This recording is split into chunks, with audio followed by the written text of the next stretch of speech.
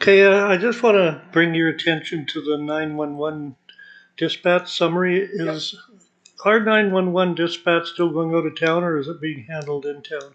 In town It is now, at eh? the fire hall. Okay, so that's for all services. Because I was getting complaints a couple months ago about people phoning up 911 for an ambulance and getting routed through to Cologne. Well, they do get rerouted. So can somebody speak? Your Worship, I can't speak authoritatively on this, but I do understand that it is rerouted at times, and we have some involvement in it. If your council wants more information on it, I can have it provided. I'd appreciate that because if we're staffing a 911 center, I think we should be looking after our own 911 calls, not having them rerouted to somebody that says, where's the senior center or where's McDonald's when, you know, Yeah.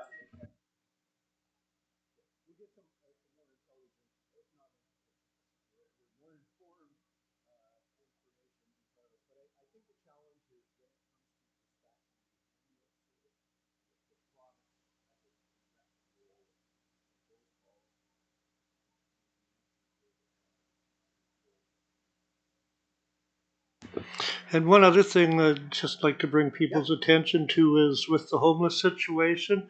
It's interesting how 49% of the age breakdown is seniors. And with the lack of senior housing in Prince Rupert, I think it's something that should be addressed. There,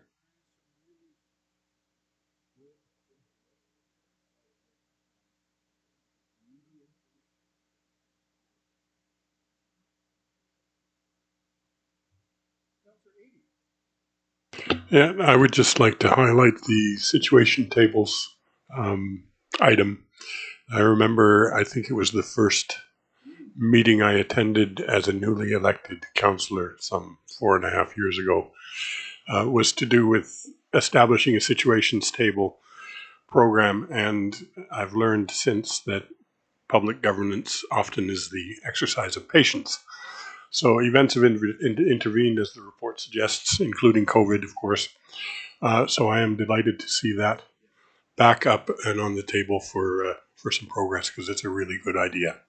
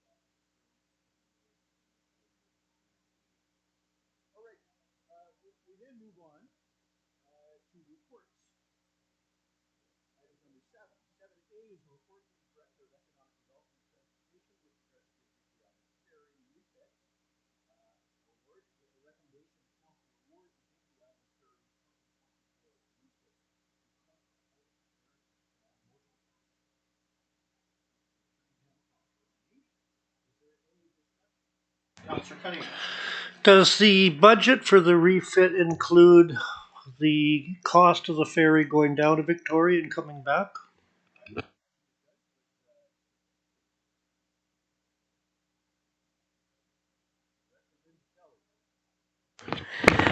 Thank you and good evening. It actually does not. It includes the dry docking and undry docking of the vessel, but the 3 days to get down and 3 days to get back is not included in that bid. In the bid in this bid, yeah. And what would that cost be approximately? I would have to get back to the council on that. I'm not really. It would be about 6 days sailing, or I can pass it over to our CFO here, Ms. Mo. Perhaps I'll just, Mr. Mayor, I'll just add for clarification that this is only the work that is going to be done to the ferry for the refit. The entire ferry refit project, which includes substitute service, the staff taking the ferry down and back, will be brought forward on the budget, which will be this fall, and that will include all of this. But this was an RFP that was done just for this particular portion of the work to be done to the actual vessel.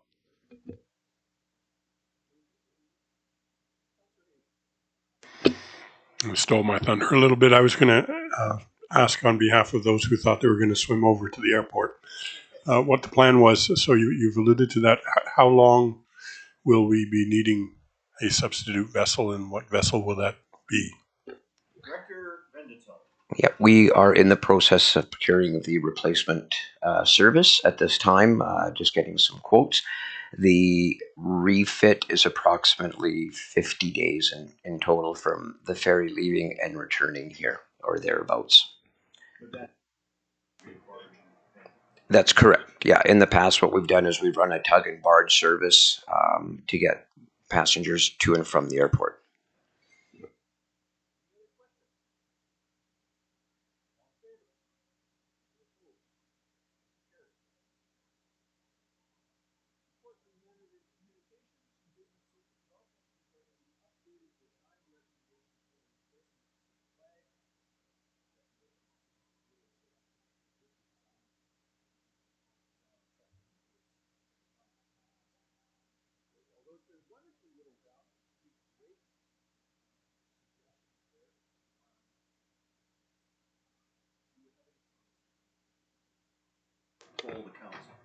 Nothing in particular, just that I'm here to answer questions, and I think your mic might be muted. IT asked me to pass that along. Thank you so much. Do you want me to start at the very beginning again? No, but I do. You know what? I'm going to pause for a second, only because whatever I've said up till now doesn't much matter, except for acknowledging the passing of Barb Gruber and freedom of the city. Picture hangs on our wall. Somebody that contributed significantly to the community, and I don't want this recording of this meeting to go without having acknowledged that and having it been recorded. So thank you for letting me know. Appreciate that. Councillor, there are 3 images from which you might choose, and I'm going to do just a very quick, they're A, B, and C, very quick poll to see if we can either eliminate one or see where we get to. So I'm literally going around the table. Don't tell me why. Don't argue. Just tell me A, B, or C. Councillor Cunningham. Okay. Councillor Nish. C. Sorry? C? C? Councillor Rondawa. C. C? Councillor Ady. C. C. Wow. A trend. Okay. Councillor Skelton Morven. I'm going to say C as well. Councillor Forster. C. C? Okay. Well, we don't need to do a lot more work here. Councillor Cunningham? Cunningham. C for Cunningham. All right. So then could I have a motion, please, to adopt flag number C as the flag for the city of Prince Rupert? Councillor Rondawa, Councillor Ady. Any further discussion? All in favor? Any opposed? It is carried. Wow. Thank you very much. So we now move on to report from the Director of Development Services with regards to development variance permit number 2321, parcel A district lot number 251, that council approves development variance permit number 2321 to proceed to statutory notification. Can I have a motion to that effect? Councillor Nish, is there a seconder? Councillor Rondawa, discussion. Councillor Ady. I have fond memories of this one. I think for context, I understand that what we're doing here is putting an application for a development permit, an application to public notification. Correct. And I think, to honor that part of the process, we should let that happen. So I support moving it forward.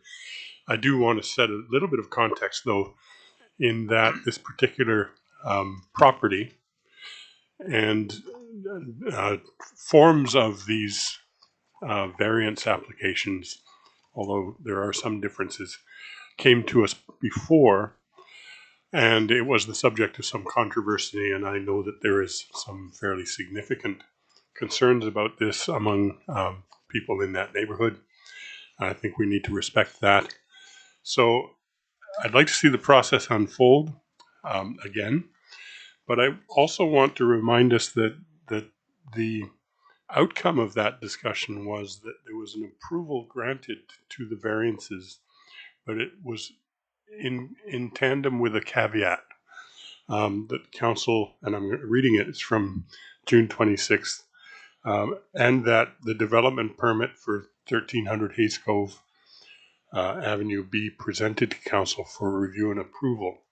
And I think the reason that was added was because there was some concern that the eventual development itself do as much as we could humanly do to meet the concerns of the people who lived in the adjacent property. So I just want to remind all of us that that's there, and I'm assuming that would therefore be a starting point for our consideration as we go through the process.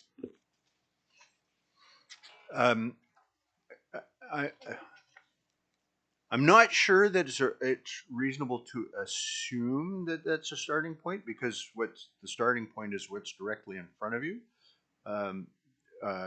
And I think you're right to outline the history of it, because that could be reintroduced at whatever. Okay, super. Thank you. Councillor Cunningham. Microphone? Am I? Yep. Is Councillor Edie actually putting forth a resolution to add that to this? Councillor Edie. My response would be not tonight, because I don't think we're at that point tonight. But I'm happy to repeat that speech at the moment that I think that perhaps we want to do that. Okay. One other thing, Cunningham. and this was discussed today with myself and Councillor Edie, that at the last incident with this, there was a problem with people not getting notification in the 11th Avenue area. They said they hadn't got a notification, so if we're going to be sending out notifications for public, I would like to make sure that they're all received some way, somehow, some way, because there was some controversy about people in the area not getting a notification, which, Rick. you know, I don't know if they received it and just threw it in the mail or the trash or what. You know, the fact is that there's certain individuals there that brought that matter up. So, and it's happened in a few other variants also. So, and this one being as controversial as last time, I'd like to make sure everyone gets their voice. Dr. Buck. Your worship, we will ensure that the notices are sent out as required by the Act. It's not possible to guarantee that everybody will actually open their mail and look at it. Sometimes they do throw them out. They may be away on holidays. They may be away for business. Those are things that we have no control over. Our obligation is to follow our notification procedures per the legislation, and we will ensure that is done. Any other comments? All in favor? Any opposed? It is carried.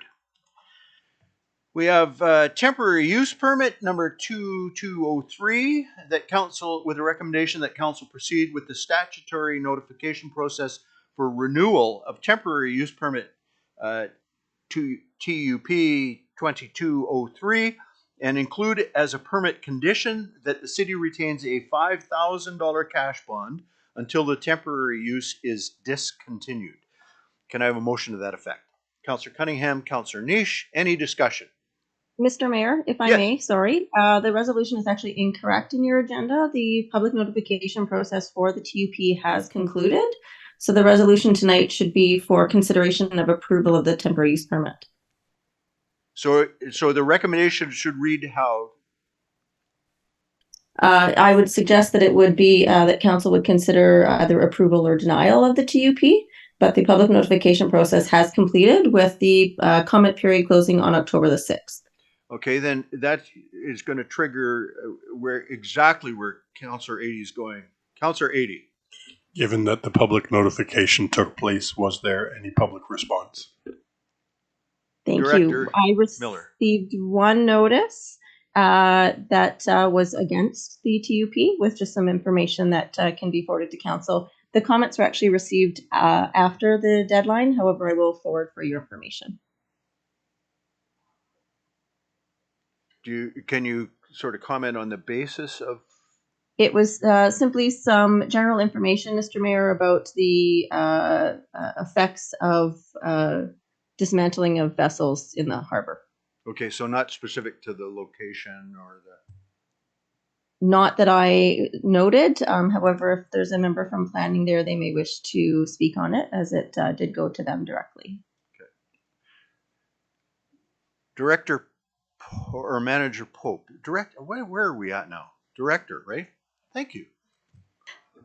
Thank you, Mr. Mayor. So the letter received was just regarding the general environmental impacts that shipbreaking can have.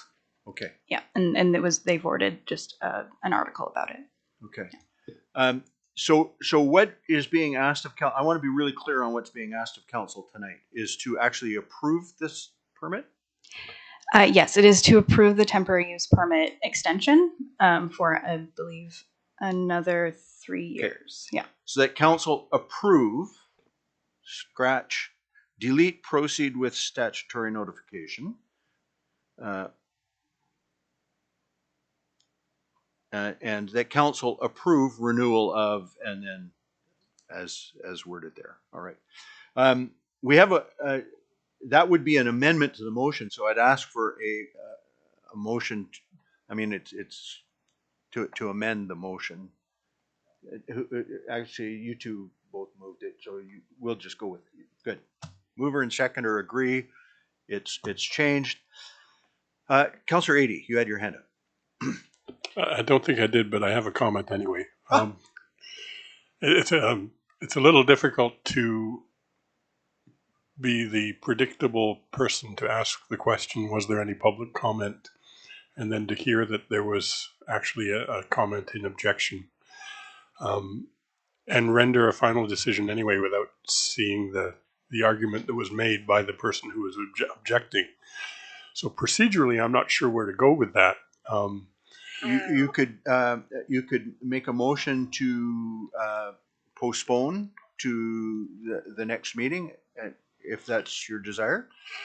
Well, I guess it is, because I think that the purpose of the public notification period is to give us what people think, and that we would consider that in terms of how we make our decisions. I would be curious if there's anybody that can answer the question whether a delay of what I assume would be a couple of weeks would represent a prohibitive problem for the enterprises being affected. Director Pope. Thank you, Mr. Mayor. So currently the enterprise holds a temporary use permit for the site. It will expire or has expired this week. If a delay happens, they will be in, I mean, they're not currently doing any work on the site, I believe.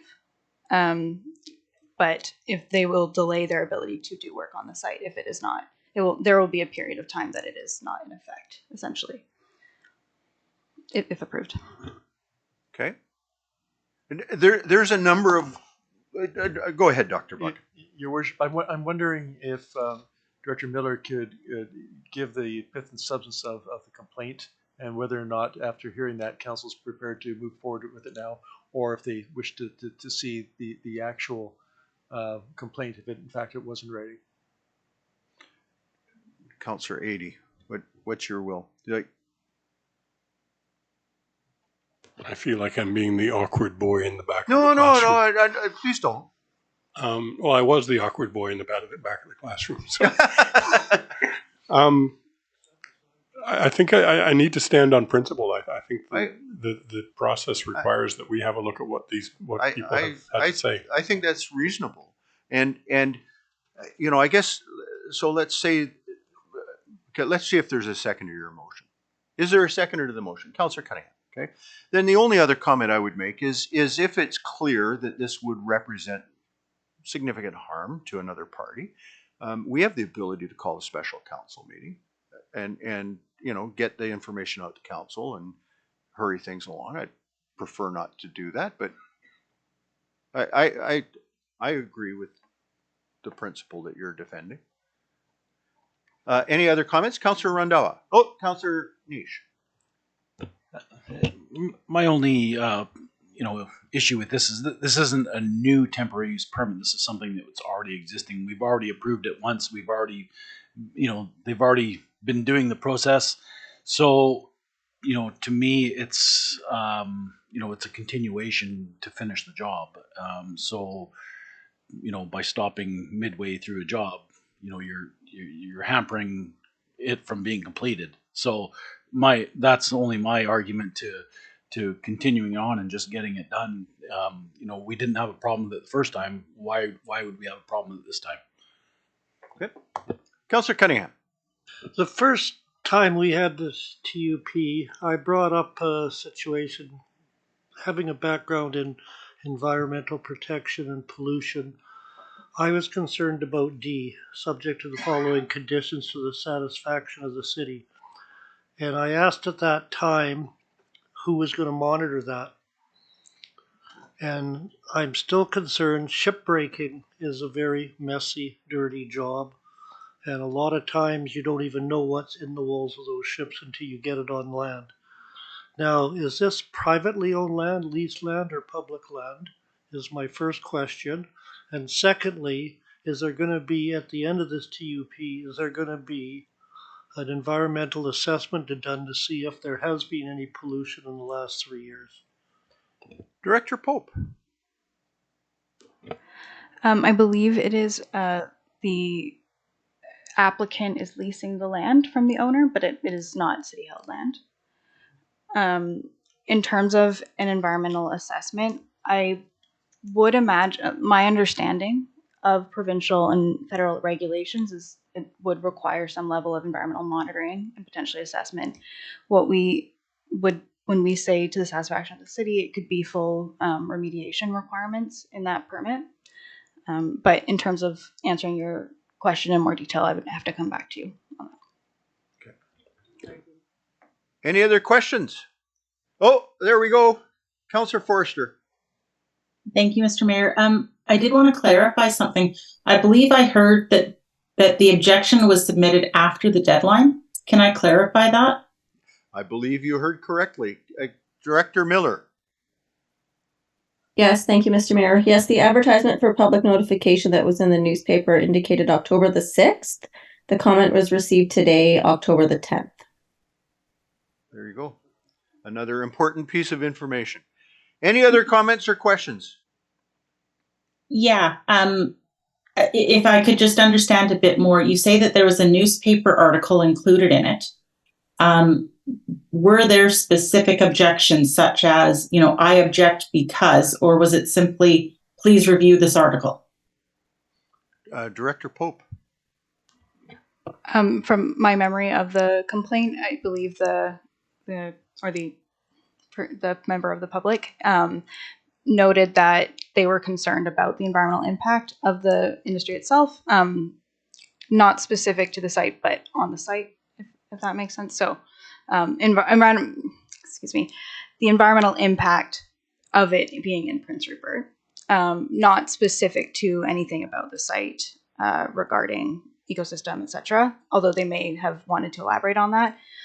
Specifically, they referred to a Tyee article where a shipbreaking company in the east coast of Vancouver Island was in violation, or purportedly in violation of some provincial regulations on environmental regulations. Okay, thank you. All right. So there is a motion to postpone to the next meeting, and that's what we would be voting on. All right. All in favor of postponing to the next meeting? 1, 2. And those opposed? 1, 2. Oh no, I'm double counting.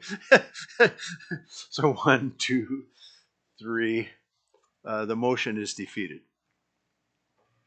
All right, so we return to the main motion, which is to consider the recommendation that council approve the renewal of temporary use permit 2203. Any further discussion? All in favor? 1, 2, 3. Those opposed? 1, 2. The motion passes. And with councillors Adey and Cunningham.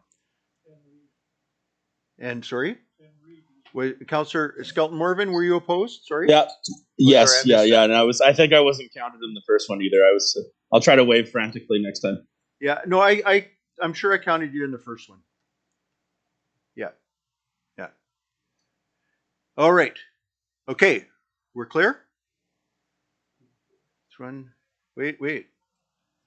Oh, no, it's 7. No, because I vote, right? Yeah, so it passes. It passes with my vote. Yeah. There's a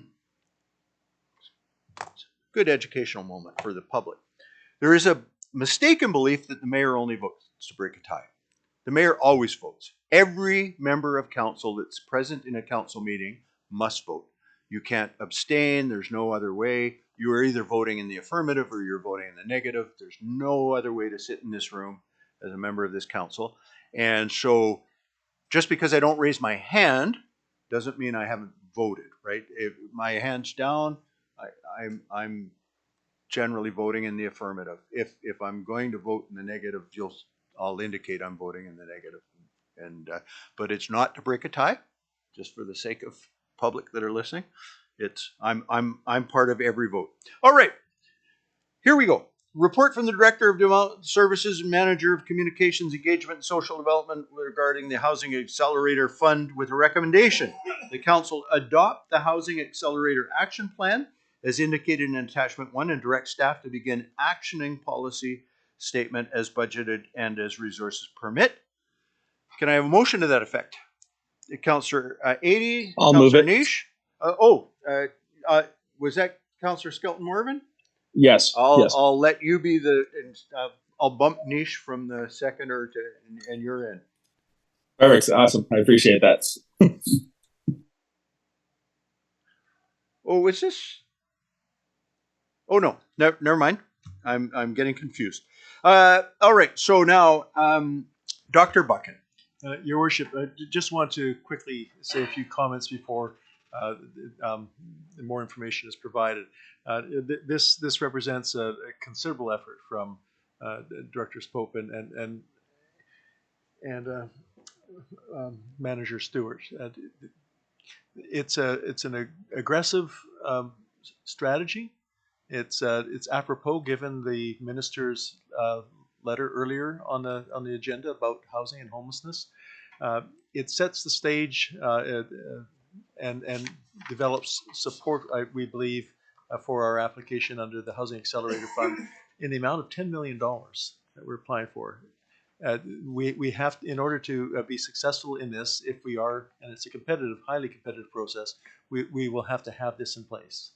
None of this it requires council to actually enact the strategy, but you have to have the strategy, and then you will be able to go ahead on an item by item basis and give considerations to those items.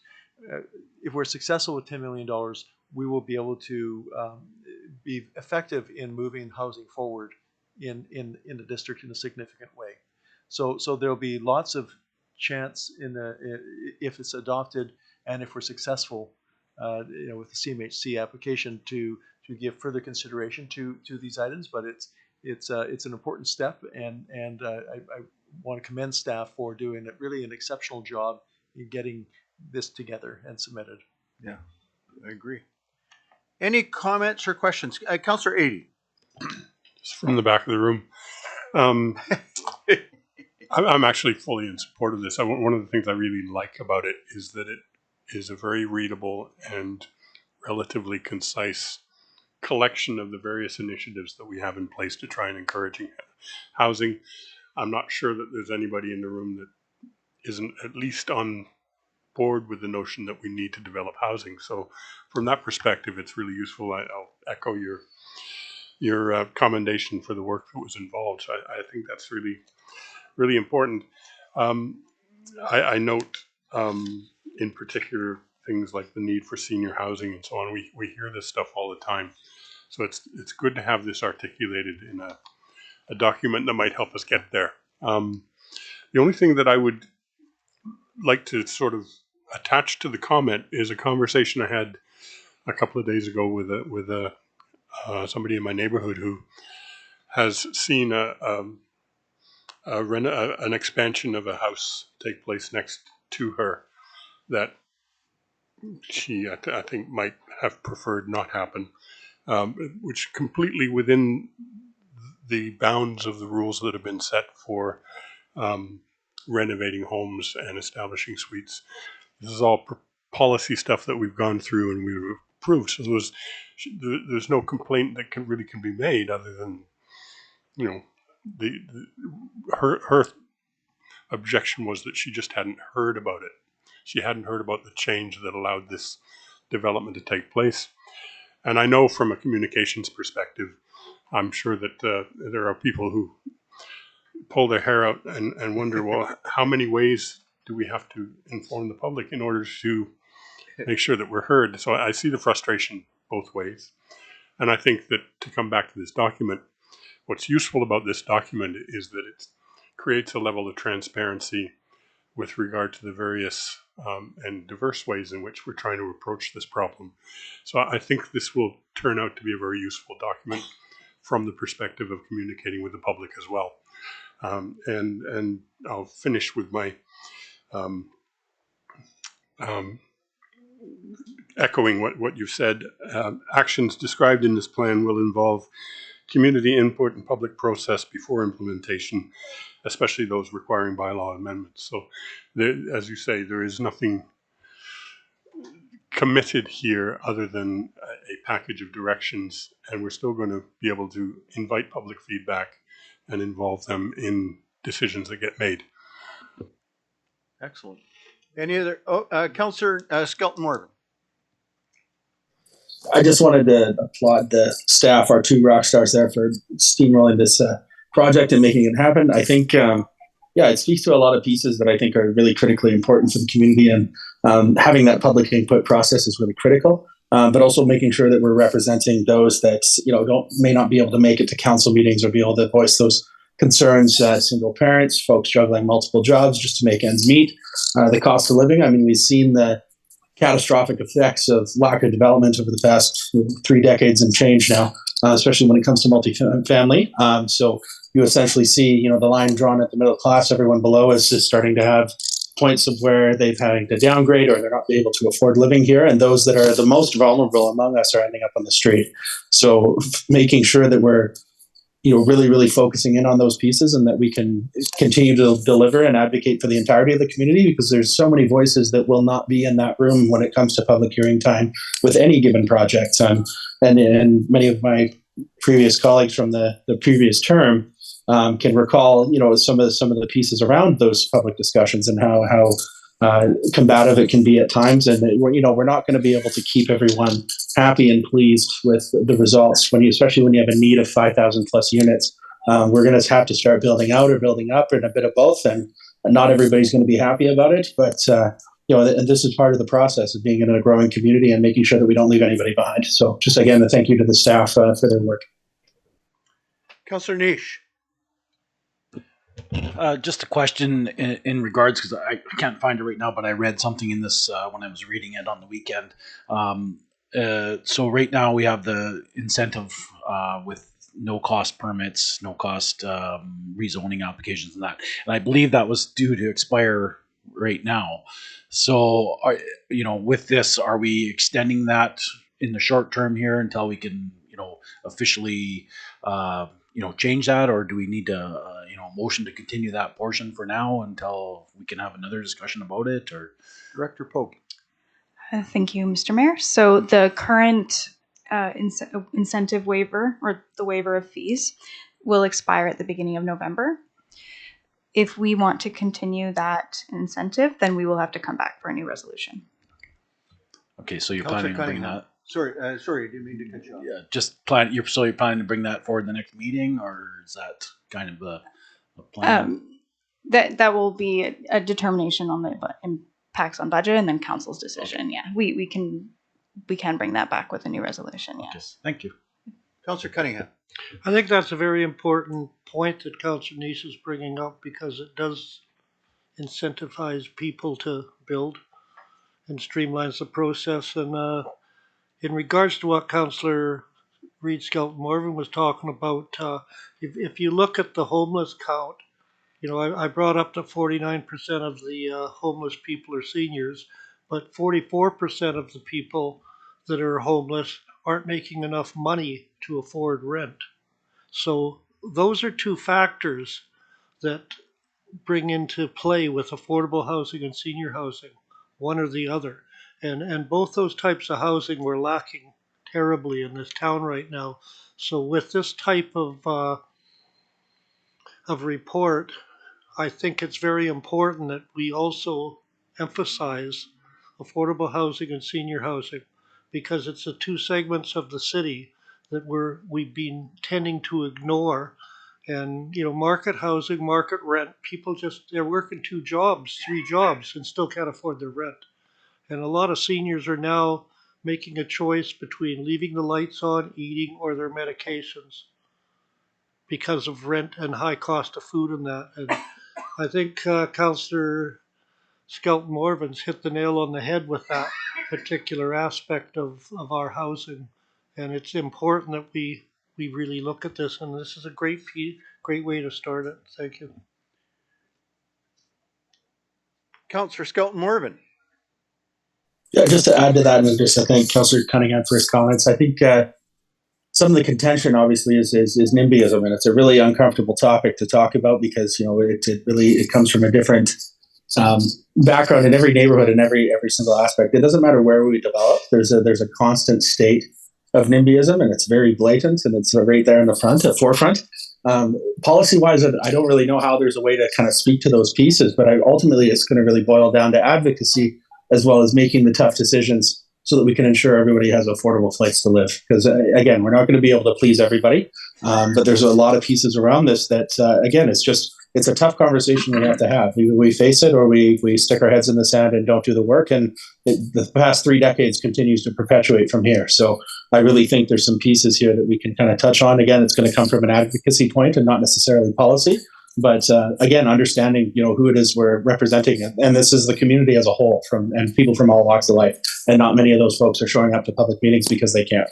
So I just wanted to reiterate that, and again, thank you, Councillor Cunningham. Thank you, Mr. Mayor. Councillor Forster. Thank you, Mr. Mayor. A lot of my council colleagues have made the points that I would have made.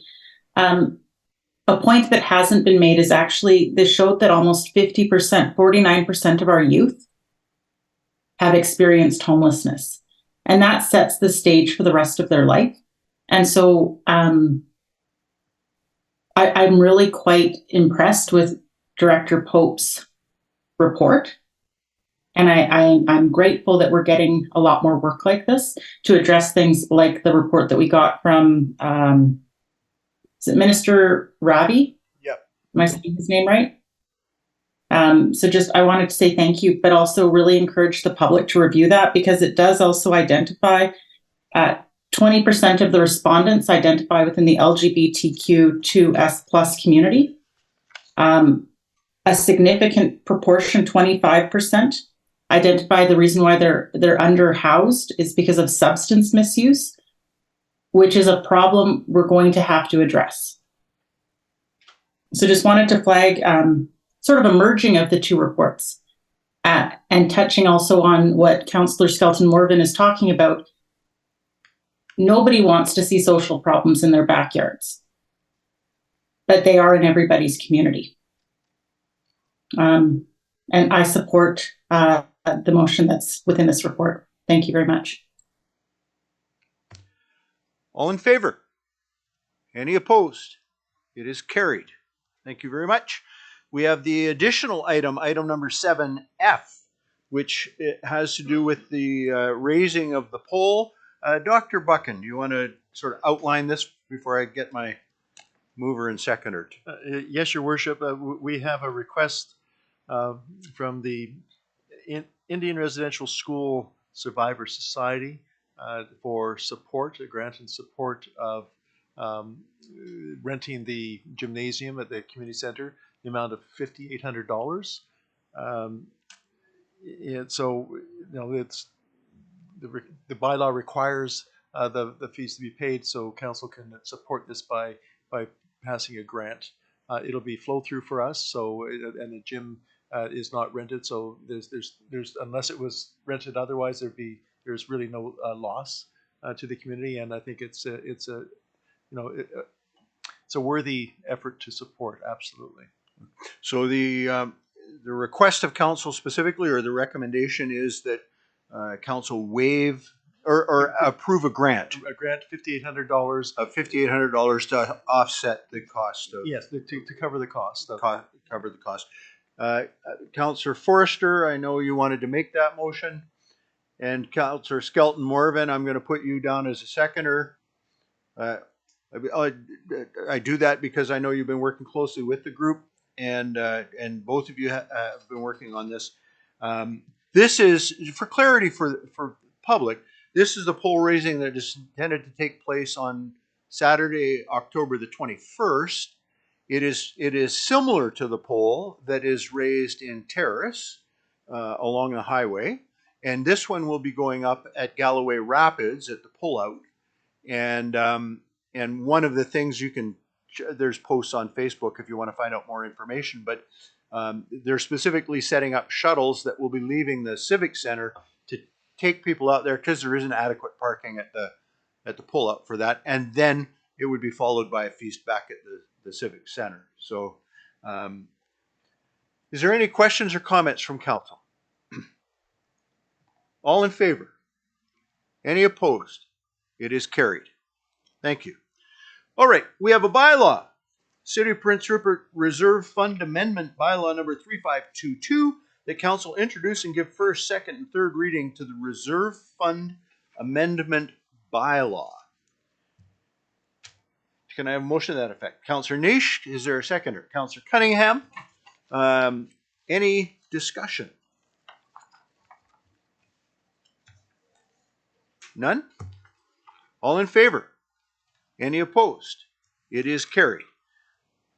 There is a second bylaw, item number 8B, City of Prince Rupert Infrastructure Replacement Design. That council introduce and give first, second, and third readings to the Infrastructure Replacement Design and Temporary Borrowing Bylaw. I've got to make sure I'm doing this right. Oh no, that's another one.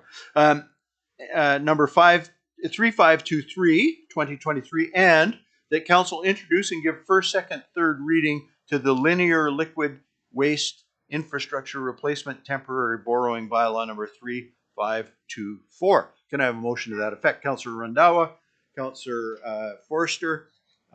Just for the sake of people that maybe not have the advantage of just reading the report. Oh, go ahead, Director Bombin. Yes, it's two separate bylaws, so if we could get a mover and seconder for the first one, and then also for the second one. Thank you very much. Okay, the so content is basically the same. That's why they're put thank on you very the much. same So it's RTC. two separate. Thank you very much. So we'll do it separately. So we're going to back it up and consider that mover and the seconder to have only done the part before the and. Okay. 3523. So we're clear on that. Appreciate the clarification. This goes back to the borrowing bylaw that was in front of council this past summer, and this is now implementing the early work to release funds surrounding that borrowing, right? Councillor Cunningham. Maybe you can explain it's not a new loan. Yeah.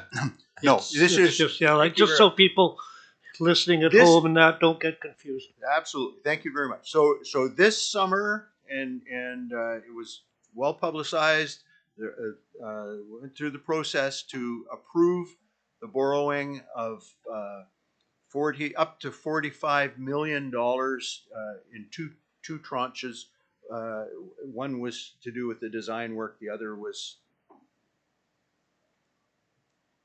thank you, Director. The other one is the linear liquid waste, so it would be the sewer lines. Correct. Thank you. So we got the two pieces. This is all part of moving towards that large $205 million project, which we hope to receive the funding that would from the feds, which is $82 million, which is why there is this beautiful piece of pipe sitting in the middle of our table, because we really need to be thinking about nothing else almost but that until we get that done. So this is not new borrowing. This is enacting the borrowing that was already approved this summer. Thank you, Councillor Cunningham. Any further discussion? All in favor? Any opposed? Carried. And then we move on to the second one, that council introduce and give first, second, third reading to the Linear Liquid Waste Infrastructure Replacement Temporary Borrowing Bylaw, number 3524. Councillors Nish, Councillors Forster. Any discussion? Councillor Nish. I just wanted to throw it out there that I actually had a discussion with when we had 49 people opposed to this through the alternative approval. Yep. I actually spoke to a fellow that was responsible for getting 48 of those signatures. And I think I changed his mind on his views on how things, I think it was just he didn't have enough information. And when he was given the information, I think he has a little bit of a different view on it now. He may still not agree, but I think he so just a piece of information there. Fantastic. All in favor? Any opposed? It is carried. All right, and we have bylaw number 8C, which was the addition to the agenda. And it is to give fourth and final reading to the permissive property tax exemption bylaw. So the recommendation is that council repeal permissive property tax exemption bylaw number 3501-2022, and that council give fourth and final reading to the City of Prince Rupert permissive property tax exemption bylaw number 3521-2023. Can I have a motion to that effect? Councilor Randhawa, Councilor Adey. Any discussion? All in favor? Any opposed? It is carried. Thank you very much.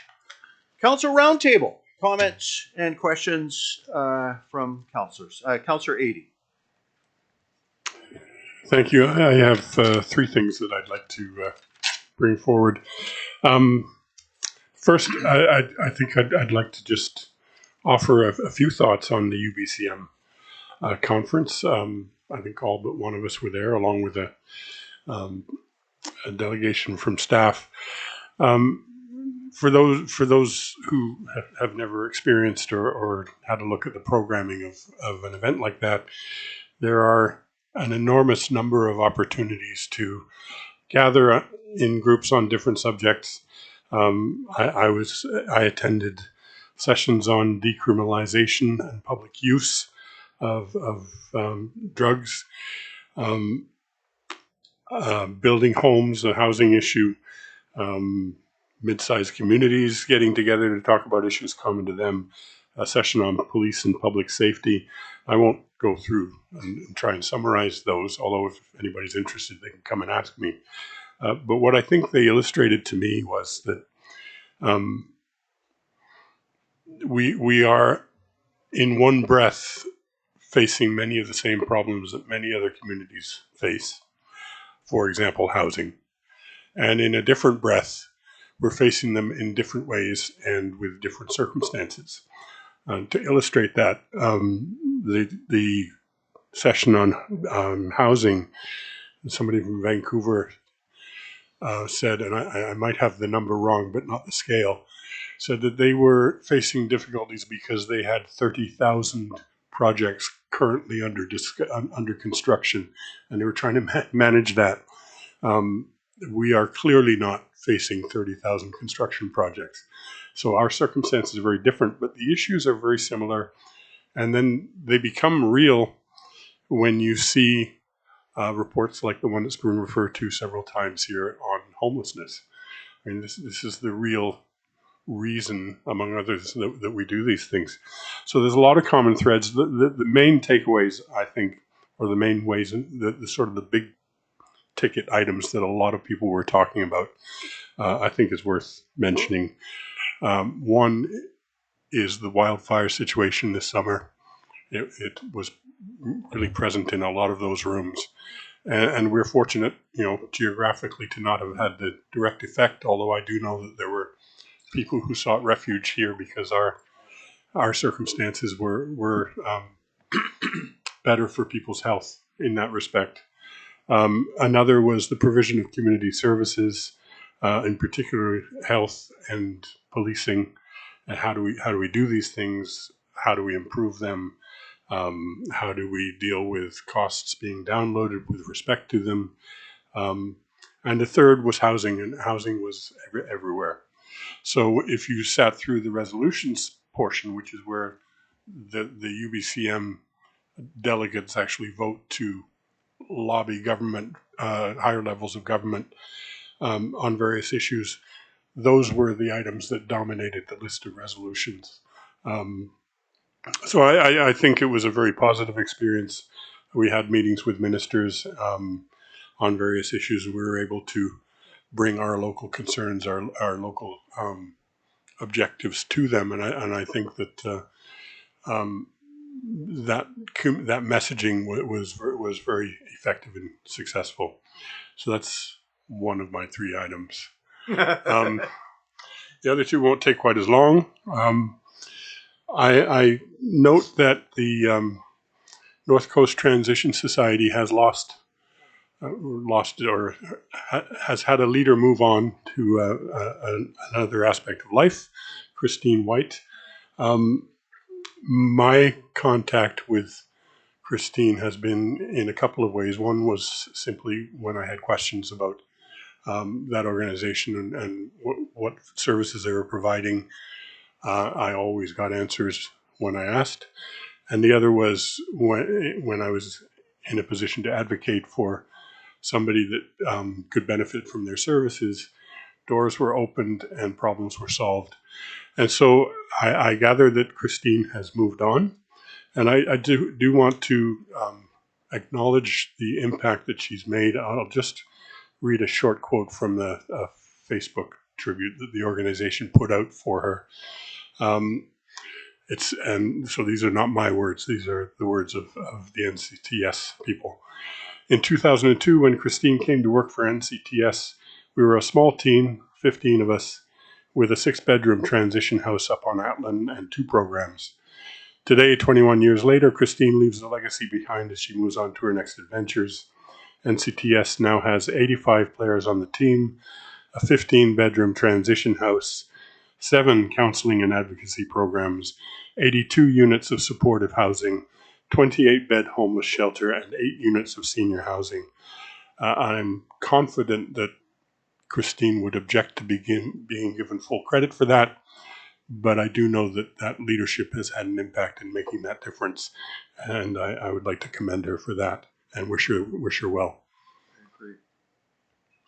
And my third item goes back to a meeting probably a couple of months ago now where we asked about the infamous 4th Avenue stairway. And I think at that point we were, a report had been received, but it wasn't ready for dissemination. And I think we were given the sense that at some point soon the results of that report would be shared.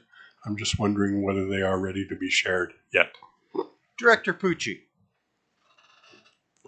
Thank you, Mr. Mayor. So at this point, we have cleared all of the debris of the community and the residents up in that area will have noticed and heard all of the activity. And we have to go back in with the geotech and the structural engineer now to get back underneath for another quick look. And we should have those back within the next couple days. So they wanted to just go back in and have another look, and then we will have our report finalized. So I have early reports, but not finalized reports. We will have that soon. Thank you. Councillor Cunningham. Okay, I'd like to echo Councillor Rady's eloquence to Christine White. She's leaving behind one hell of a legacy and a service that this town really depends on now. I sit on a couple of boards that work closely with her, and also have had personal where you've had to phone up on behalf of somebody and they've opened the door right away. And she leaves behind a well-tuned team that serves the community on numerous sides. And I don't think people realize she's always been in the background, never one to want to be recognized, but very quietly getting her job done in that. And it was, I don't even think a lot of people know who she is, but her staff and a lot of people she's helped do, so kudos to her. The second one is, I've already talked to the city manager about it, but I think it should be made public. We had a meeting and the time has now elapsed on the cleanup for 3rd Avenue, Rosie's, and the Angus Apartments, and the time frame they're going to be done. and when we're going to start focusing our attention in the residential areas and a lot of the places that need to be addressed in those areas also.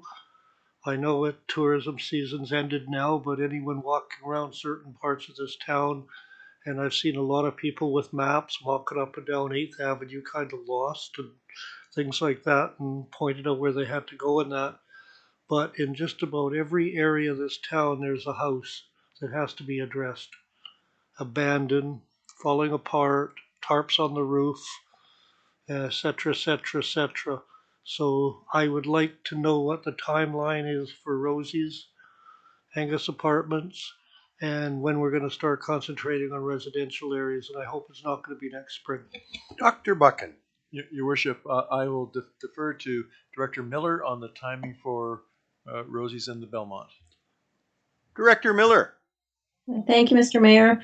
So I am working through the process for the demolition process for Rosie's.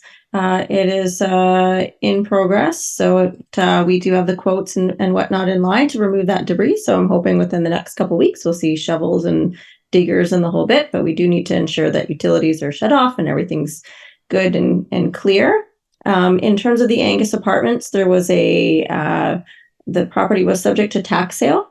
So we are just in the process, as I understand from finance, of completing that transfer to the city in the name of the city, and then we will commence that cleanup right away as well. In terms of the residential properties, we do have a number of the properties on our list that are unfortunately in estate processes right now. So we do have to petition the court for alternative service in order to be able to proceed. But you will be seeing some action prior to the end of the year on what those look like. Thank you very much. I think what's worth following up on that, because clearly there's a lot of comment in the community, and sometimes they see us compared to Vancouver. This would never happen in Vancouver or whatever. But I think you sort of have to stop and ask yourself, are we Vancouver, right? We're not. And one of the drivers that happens in Vancouver is the sheer value of the property and the amount of taxes that are charged. I don't know if people are aware of it, but property taxes in Vancouver are based on what could be on the site, not what is on the site. You actually pay taxes on the air rights above your property. So if you are zoned for a 48-story apartment building, but you have a dry cleaners, you're paying taxes for a 48-story building, right? And so when that dry cleaner burns down or whatever, there's an economic incentive for the owners and the insurance companies to move quickly. They get in there and clear it out so they can get on to the next project. The city isn't charging around trying to enforce things. There's an economic reality that's simply not present in Prince Rupert. And so the city is often put in the position of having to use the courts and legal processes. And in Canada, property owners have rights, and these things take time. And so it's not that we don't see it, and it's not that staff aren't working on it. It's just that it takes time, and we have to make sure that all the I's are dotted and the T's are crossed. Because if you were to go in and knock down somebody's house and didn't do it legally, the taxpayers of Prince Rupert will be on the hook for that. And so I appreciate the frustration. There's nobody in this building that doesn't share the frustration, but you've also got to appreciate that in our community, the property values simply don't cause the owners to respond in a way that they would if the properties were worth tens of millions of dollars, right? Anyway, Councillor Randhawa. Thank you, Mr. Mayor. Yeah, again, I would like to say, this year UVCM was very successful and very positive. Learn a lot about the other communities, how they facing problems and how they dealing with the problems, housing problems, and how other higher level governments can help cities, how we can work for our community. So lot to learn this year, and I like to thank also our staff for their great work. for preparing all the reports for us, scheduling the meetings, and they done great job. Thank you. Yeah, thank you. Yeah. Councillor Skelton Morvan. Thank you, Mr. Mayor. I wanted to reiterate just also that there is a totem pole raising and that everyone is welcome to that feast and ceremony. I mean, obviously we have some limited parking options out at Galloway, but there will be a shuttle available.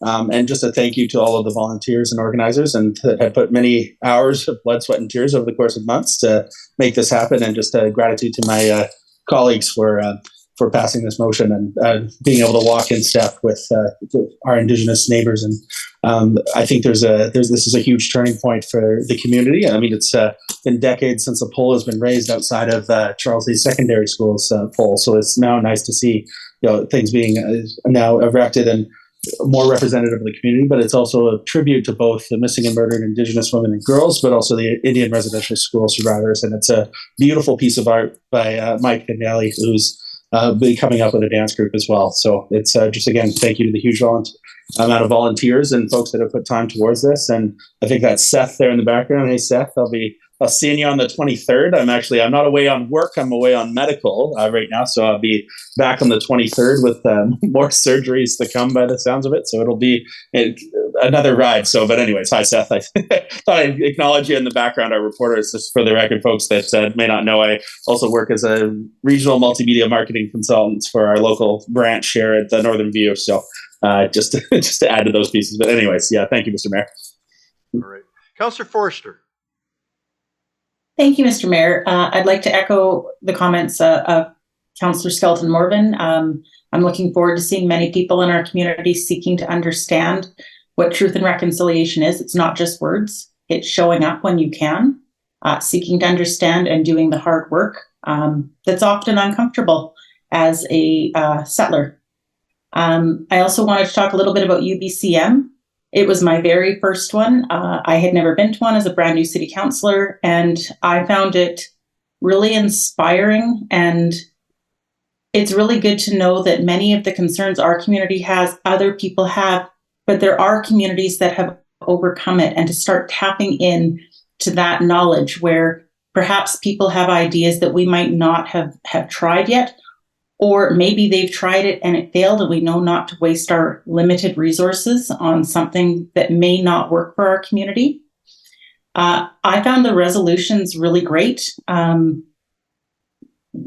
not been on council long, but I usually have something to say. So I found resolutions really great to stand up and advocate for our community. And we sparked a lot of conversation with other people about our water pipes. By the end of the few days, I had city councillors coming up to me saying, hey, you're from Rupert.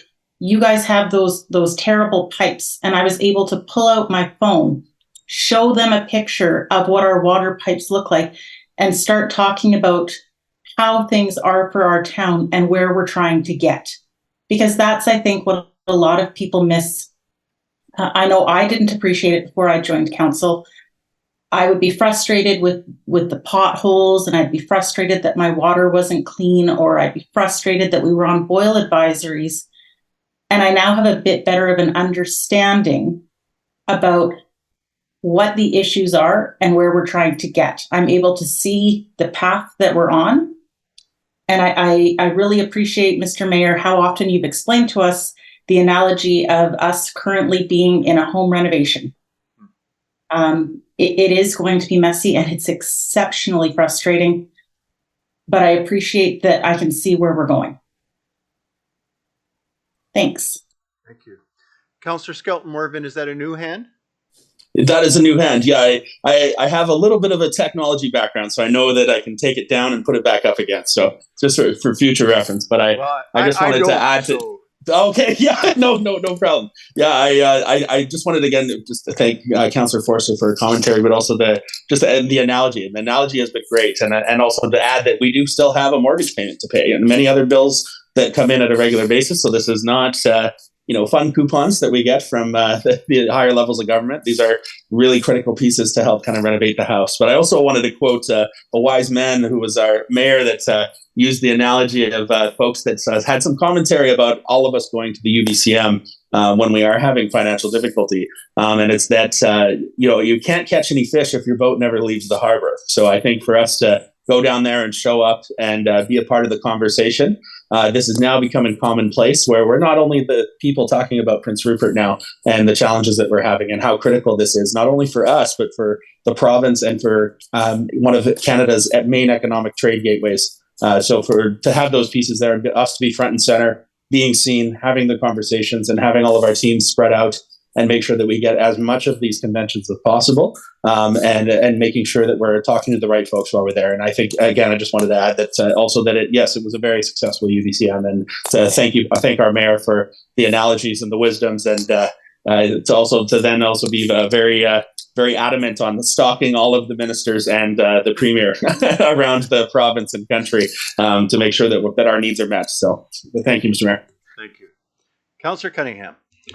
On UBCM, I'd like to point out that how easy it was for us councillors and the mayor to go into meetings with ministers or approach these ministers or deputy ministers when our staff and our MLA had done so much work previously to that. They were all well aware of our problem, and we just emphasized it more. But the background that goes into something like this, and what the staff had done in that, I think at the end of that week, with the minute they saw Prince Rupert, we know about it. It was amazing. And on a little side note, I'm getting a little old for 6 o'clock, 7 o'clock get-ups when the mayor calls the staff and council for a breakfast meeting when some people like to sleep in a little bit, but everyone showed up for those early meetings and they were very good. You got your first cup of coffee and got your day started a little earlier than you normally do. And I thank the mayor for that. Thank you. Although I'll be calling them names later. Anyone else? I've got a few things to say, but just so first of all, UBCM. What is UBCM? A lot of people just hear us rattle it off, and I know lots and lots of people listening know exactly what it is. So I try to walk a middle ground here, but it's the Union of BC Municipalities. Literally all 180 local governments in British Columbia belong to it. When there's the conference every year, thousands of delegates come from every little local government. And it's a time actually when smaller communities have equal voice with large communities, because a councillor from Telkwa has exactly the same vote as a councillor from the city of Vancouver. And the resolution piece, which is a substantial part of the gathering, is setting the policy that will guide the 35 staff that UBCM has in offices both in Richmond and in Victoria, as they lobby government and run programs that deliver services to local government. So that's that piece. Because all those people are going to be there, then UBCM sets up all kinds of workshops and learning opportunities and everything. And so you've heard that described. But then in addition to that, because that many local government people are going to be in one spot, government comes. And every cabinet minister is there. We set up meetings with them. You've heard how the staff do all the work. So when we walk in, we've got exactly 15 minutes with a minister. It's set. Our message is set. It's clear. What staff did this year, which I think helped us be a cut above, was we ended up with little acrylic blocks, about 2-inch acrylic blocks, in which were embedded a chunk of that pipe, thin, worn, just about non-existent, and a chunk of what a new piece of pipe would look like. And every cabinet minister was turning it and looking at it and going, oh man. And one cabinet minister actually followed up with us and said, I didn't quite fully understand what that is. But she's so excited about it, she wants to show it off to everybody. That's all work that's done to create a connection with those people who are the decision makers that help us get the $65 million that the Premier gave us. But more importantly, in front of them still, they've got some issues of our ongoing funding, which we said we would push for the people of Prince Rupert when we asked for the ability to borrow money. One is the RBA, the Resource Benefit Alliance. And so I can confess publicly that I gave every councillor and member of staff a cheat sheet of every single cabinet minister, their photo, what their portfolio is, and then every single member of the what do they call it now? It's not the Treasury Board. Anyway, the Treasury Finance Committee. Yeah. So, and I said, you got to get to every one of these. We have to spread out. We have to be at every reception because there's reception. Everybody wants to access UBCM delegates, and so Fortis BC and CUPE and the opposition party and the government, they all put on big receptions. But there's the ministers. They're right there. And you can go at them and you can talk to them and you can say, hey, this is what we're... And so we spread out. And the winner on the first night, hands down, was Councillor Forrester. She kept texting, look, here's a picture of me with Minister so-and-so and Minister so-and-so. And the rest of us are going, man, we're not keeping up here, right? But it was all about making sure that when those people all come back together in a room and the RBA is on the table and they're deciding whether to fund this or not, there's a memory of Prince Rupert needs this money. It's not just a matter of because if we don't get more sources of revenues, our borrowing capacity is we're stuck, right? And you know, we've got a plan to replace 1/3 of the pipes that look like that, but there's more that needs to be done, and it's not just about water pipes and beyond. So, and I, you know, I take some flack for it because I am a bit of a slave driver. We do meet at 7 o'clock every morning and plan the day. What did you see yesterday? Who did you see? What's the scuttlebutt? Where are you going today? Let's fan out. Let's make sure we're not all in the same place. And but I want to tell you that your counselor and your council and your staff team really rose to the occasion. I mean, they were working it hard until 9:30, 10 o'clock at every reception. And I got to tell you, I'm going to tell a story because that's what I do. I think the most significant meeting we had took place at about 9:45 at night at a reception where Director Pucci got pushed in front of the Premier. And the person that pushed him can confess if they want to. And he had a chance to, because the Premier recognizes Director Pucci and, you know, how's it going? Water system, blah, blah, blah. You know, it's going good. We've got good traction with the feds. Thank you, Mr. Premier, for all your help with that. There's just one little thing, and that is the new minister wants to know if, and Premier Eby's been lobbying hard for us. The new minister wants to know if this is a priority for BC. He just wants to assure himself. And I am told by the two people that were there to witness it, it was as if the Premier's head exploded. He just went, important to BC, right? Yes, it's important to BC. Well, he needs to hear that. And the Premier was going from UBCM to Ottawa the very next week. And we heard back that message got carried to Ottawa. And so I will never apologize for the fact that we spend a lot of taxpayer money to get this team down into expensive hotels, to be in the right place so that we can be on the floor doing that work. But if it brings home tens of millions of dollars that simply would not come otherwise, it's worth it, and it's worth it in spades. So with that, then the last thing I want to do, and you know, I'm happy to answer any more questions. It's very interesting. There was some social media coverage. I did a speech, as you know. I went from UBCM up to Ketchikan down here. We spoke at the Chamber of Commerce, and it was interesting to hear how that was picked up.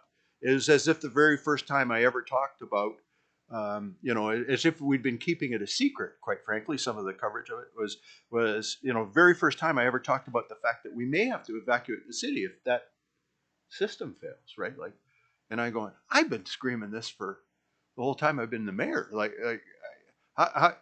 You know, we've come within 45 minutes of losing water. If we lose water, there's a good chance those pipes collapse. And we don't know for sure exactly the extent of what that would take place. We don't ever want to find out. But we know that 40% of our water is disappearing every night, just out little seams and cracks all over the system. And the reason the premier gave us 65 million, the reason he's lobbying to get us the 82 million out of Ottawa is because everybody understands that if those things fail and we can't get water to homes, you're not living here anymore. There's no schools, there's no hotels, there's no restaurants. The terminals, I don't know how the terminals will react to that, but they're going to have a hard time. And everybody understands that Canada's artery here is at risk. And so we need to get in the ground and do that work. I'm not saying we came within 45 minutes of having to evacuate the city. I'm saying we came within 45 minutes of an event that might well have led to a full-scale evacuation of the city. People need to understand that. I don't know how that hasn't been picked up, but I'm saying it here tonight in hopes that 2-3 more people hear me say it and that it becomes clear. There is nothing more important that we're working on that will change the future of this city, allow us to do all the other things, housing, 2030 plan, you know, all the things we want to get done, all the growth that we hope to have in the community and in the industry around us. That's why we put that pipe in the middle of that table, is we want to be reminded at every single meeting, every time staff gather around this table, they're talking to each other over that piece of pipe. Because there is nothing that we're working on that it comes close to the importance of getting that piece of infrastructure replaced. So that's that. Finally, and I'm sorry to go on, but these are important things. Finally, I want to close with acknowledging Councillor Skelton Morven for his run, seeking the position of chief in Metlakatla. You ran well, and we're proud of that effort. You were unsuccessful. And so tonight I want to acknowledge Robert Nelson, who was successful. And we wish him and his new council all the success in the world. We look forward to working closely with you as we do with the other nations that surround us and make up this community. Councillor Skelton Morven, your hand's up. Yeah, thank you, Mr. Mayor. No, and I appreciate that. And I also wanted to acknowledge Robert Nelson on his successful campaign and the new council members and also the majority. You know, for us as Indigenous peoples, being a matriarchal society, it was beautiful to see a majority female-led council to now lead the nation into the next chapter after such a long and strong legacy from Chief Layton for the past 35 or 36 years. And just, all the best and success. And for the city of Prince Rupert, you folks are stuck with me for another 3 years, potentially another 7. No by-election. And no by-election. That's correct. Yeah, no, thank you, Mr. Mayor. Yeah. All right. If there's nothing else, I'd entertain a motion to adjourn. Councillors Adie, Randawa, all in favor? Any opposed? It is carried. Meeting adjourned.